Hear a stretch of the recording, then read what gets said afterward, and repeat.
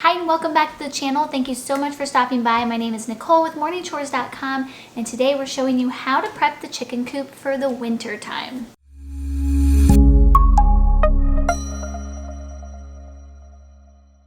In today's video, we'll be covering everything from cleaning out the coop and getting the bedding ready for the colder months, as well as adding heat sources to the chicken coop, getting the fencing in place, and of course adding a water heater to their waterer, because where I live, you have to worry about the water freezing outside. So grab a cup of tea or a cup of coffee, hang out with us for a little bit, and learn this very easy homesteading chore.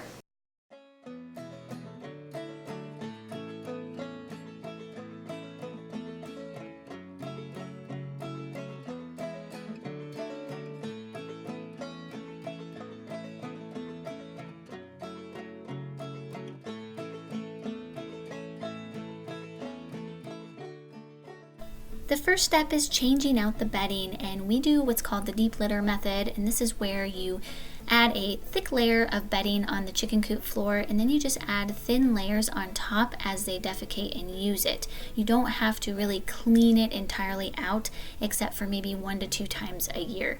So for this job, you need a wheelbarrow and some type of shovel. We like to use a wide shovel at like this. And what we're doing, because winter is coming and we don't want to be out there cleaning the coop, is we're going to go ahead and remove most of the bedding and then add a new thick layer, and then through the winter months we'll just add thin layers of bedding on top so they have a nice clean space on top. And then in the springtime we will do the same thing we're doing here and do a deep clean of the chicken coop. And this bedding that we're removing here is actually going to go on the garden once I get it cleaned out. So you'll see that in the next video, because this stuff is really rich in nutrients, which will benefit my plants next year. The next step is, of course, adding the new pine shavings, and you can find this at your local Tractor Supply store. You can order it online, or your feed store should also carry these.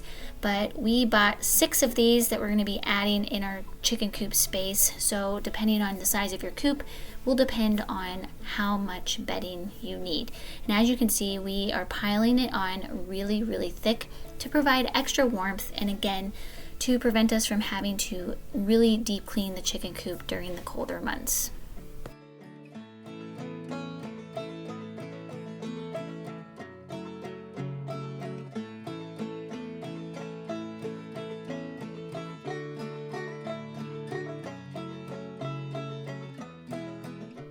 The next step is setting up electricity to your coop. We are plugging into an outlet on our front porch and running an extension cord all the way down to the coop. It's not really ideal.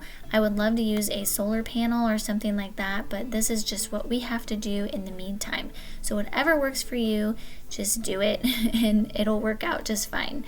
From here, we plug the extension cord into this little white box, and this box has a timer, so it will only turn on our heat sources when it gets below a certain temperature, which will save money on our electric bill. And then we like to keep our cords tidy using these hooks. Setting up water in the colder months is really important for your chickens. We get very cold temperatures in the winter time, so I'm swapping out our summertime water feeder for a wintertime water feeder. I love this feeder because it's completely enclosed, which keeps the water clean. I don't have to fill it as often.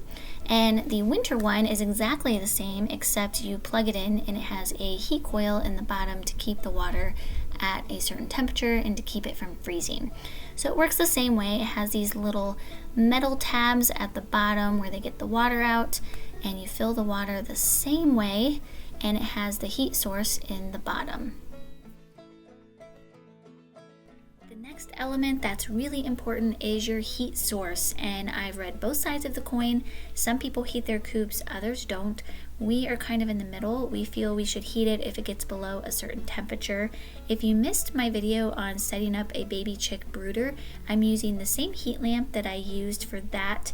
I love this heat lamp because it has a safeguard on it, so if it falls, it prevents it from catching fire. I ordered this from Premier One. They have a great selection of poultry supplies, and this is where I ordered the heat lamp from, and it runs about $39 US.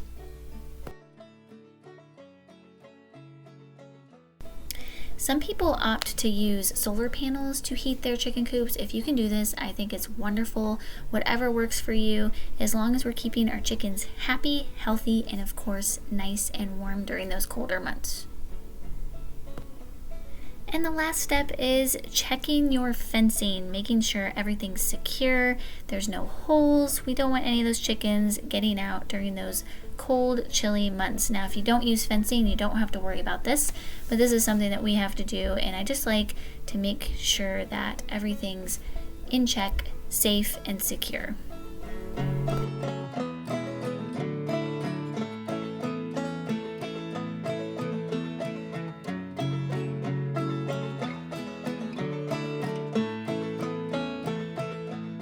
Thank you so much for joining me in today's video. I hope you enjoyed it. You can also head over to morningchores.com where you'll find all kinds of information on chickens, homesteading, gardening, and much, much more. Hope you all have a wonderful week, and we'll see you next time.